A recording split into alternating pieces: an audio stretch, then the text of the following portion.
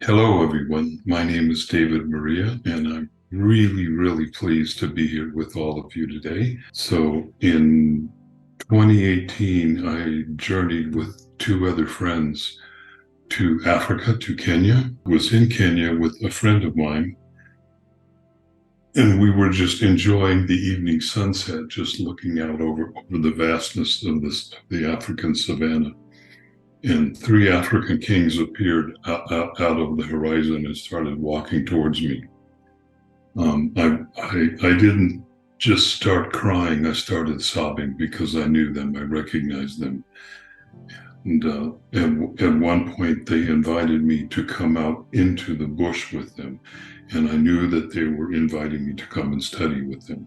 So we ended up in Kenya, and it turns out that there is an annual prayer vigil that circumambulates around the mountain every year on December 27th. And then I was introduced to the seer, the person that was the one that was going to lead the invocation before beginning the prayer vigil. His name was Samuel Kamitha. And when I looked at him, he was the African king from my dreams. And he looked at me and smiled and said, "David, I dreamt of you." And I smiled back and I said, "Samuel, I dreamt of you also." I was really calm, very calm, just as calm as I am now on the outside. But on the inside, I was completely falling apart. Everything was just this big energetic tornado that was going on inside of me. I was completely discombobulated, totally. I had lost, shall we say, my anchor. I had no idea who I was at that moment or where I was. And what Samuel told me, what he told me was that he gestured to the crowd, which was just these really beautiful people. And he said, "These are some of the kindest, gentlest, most sincere people that you'll ever meet in your life. And there's not a single one of the person here, except for me, that knows who you are. But my life has completely changed, top to bottom, topsy-turvy, since then. I often describe that in that first visit, I went to Africa and I did return, except that David didn't. So who returned is the essence of who I am. There is no death. Believing that death exists is the most unkind lie that has ever been told to the human race. And for whatever reason, we've accepted it, we've believed it. Yes, eventually all of us are gonna lose our physical body. That's just a given. If you're born, whatever's born is going to die. But that doesn't mean that you die, because you're not your body. Your body is something that you craft to be able to live in and hopefully connect with and live with your soul in it. That's the whole purpose of being here, is to remember who you are. Cleanse your physical body, remove all of the layers that surround each and every one of us, whether those be fear or unworthiness or shame or guilt or whatever it might be. It does not matter what it is. The object is to remove all of those layers until it's just us. We're just here. We connect with our soul and we live our life here as a human being, but yet we live through our soul, as our soul, but in the physical body. And yeah, eventually we're going to drop it, but that's okay. Nobody is ever going to die. It is not going to happen. It is impossible. We are not just a reflection of the Creator. There's the expression that has been said that we're just a drop in the eternal ocean that is creation. And that's actually inaccurate, because we are that eternal ocean. We're not the drop. We are the entirety of the ocean. And there's nothing that is separate from us. We are not separate from anything. And we are all connected directly with our Creator. Whatever word you want to use, I don't like to use words to describe that, because it's an attempt to describe something that's inevitable. It cannot be described. It cannot be put inside of a container, and yet it's who we are. It's who you are. Finally, when we step out of all of the old ways of doing things, because we remember who we are, our connections are re-enabled inside of us. We remember that we are connected to the stars. We are connected to the galaxies. We are connected to other dimensions. We are connected to other universes beyond this. And in order to do that, in order to remember that, in order to realize that with inside yourself, there's only one thing that we really have to do. And that's very simple. We have to die. But it's not dying the way that people think of dying, because there's no fear in this. There's absolutely no fear. But you die to your old feelings or thinkings about who you are. So one of the first things that you discover when you meditate, and you can try this for yourself right now if you'd like, is just close your eyes and just feel into your body and feel that stillness is already there even before you closed your eyes to begin to meditate. Or just to sit and be quiet. You discover that stillness is always there. Even when you're active and busy and out in the world, that stillness is still there. If you're in a place to where you're out in nature and you can hear birds singing, maybe you can feel the wind blowing through the trees or the flowers. You can feel it blowing across your skin, on your face. And when you really connect with it, the sounds that you experience, whatever they are, the wind that is blowing, and you sitting there, they are not separate things. You, whatever sounds that you experience, whatever external things that arise that you experience, they are all the same. There is no difference. They are all one. As you go deeper and deeper and deeper, you understand that there is no out there. If you look out there, you won't find what you're looking for.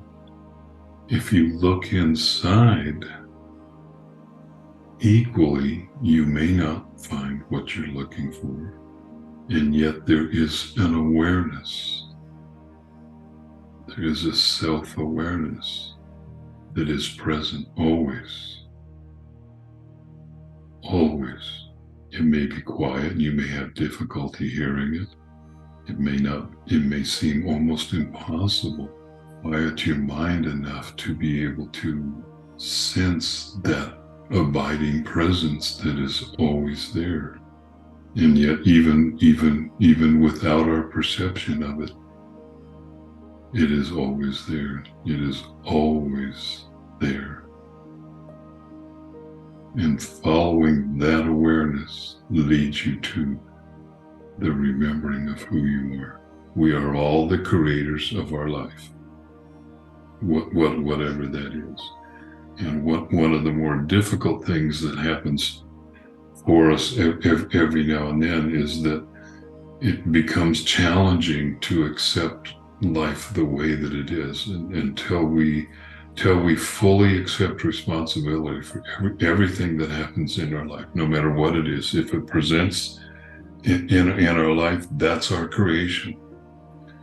If it happens to be something that we might consider to be a little ugly, then we have to look at the fact that that's our creation. There's nothing that happens to us from the outside world. It doesn't work that way. We are the creators of our own lives. When you wake up in the morning and you open your eyes, that's you.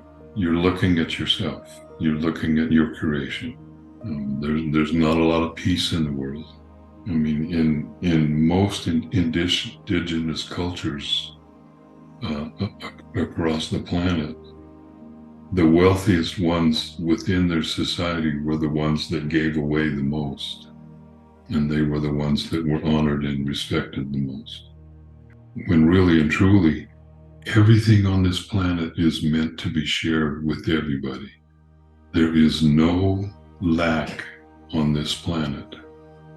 It doesn't exist. There's no shortage of food, water, shelter, medicine, or anything. It's only because it's misallocated and certain individuals have managed to accumulate unnaturally. So if I have a huge amount of money, it's not meant to be stored in a bank, in a vault. It's not meant to be locked up. It's meant to be used. It's meant to flow. And our abundance is like that. Our ability to be able to overcome whatever the situations are. Overcome is not even the right word, but to be able to find peace within ourselves so that we're no longer turbulent inside of ourselves. When you touch that stillness inside of you, when you close your eyes, that more than anything is what is needed on the planet. Yes, we need to help feed everybody on our planet that's hungry. Yes, we need for people to be able to find decent, safe, clean housing, and that's all within our capabilities. But right now, the way the world is structured, that's up to each individual to do. And remember, we come here, this is school. We come here literally to learn how to master energy. We come here to literally learn how to manifest whatever it is that we need or want in order to expand the life that we have. And that includes helping and sharing others also. So for those that are in really difficult circumstances, my heart goes out to you. My heart feels that. And at the same time, I encourage you to find that peaceful place inside of you. That will lead you. It will always lead you. The abundance is all there. We've been shown this and told this by multiple teachers. It's all there already. There is nothing. There is no lack that is going on in our lives. And so, what is the difference between somebody? And we're not talking about everybody here, but what is the difference between somebody that is a caring and kind person, generous person, manifesting that, or not? And it's because we have belief systems or impediments or layers inside of us that are stopping that abundance from flowing through. And one of the big things that we can do is lose our sense of self-importance, because none of us is that important. We're not better than others. None of us are better than others. And just let go of any place inside of you and discover any place inside of you that you feel not worthy of receiving this. You can't become wealthy through greed, not using the energy. You can become wealthy through greed in other ways, but not this way. Not this way. This way, you literally dissolve yourself, your sense of self, and you free yourself from all of the impediments that come up. And trust me, there's a lot of them, and I'm not claiming to be perfect, not even close to it. And I still go through them, and yet when I do, things begin to happen really quickly. The energy begins to flow in a new way, in a surprising way. So what we do is we find and remove all of those impediments, whether that be unworthiness or shame or guilt or whatever it might be. And most people know that they have them, even if they have a really good persona on front that they show to the world. We all have those inside of us, and eventually they come up, and we have the ability to feel them and let go. It has been a pleasure to be here with you, and thank you to all of the audience that will view this video whenever you do. And I send you immense joy from my heart and many blessings.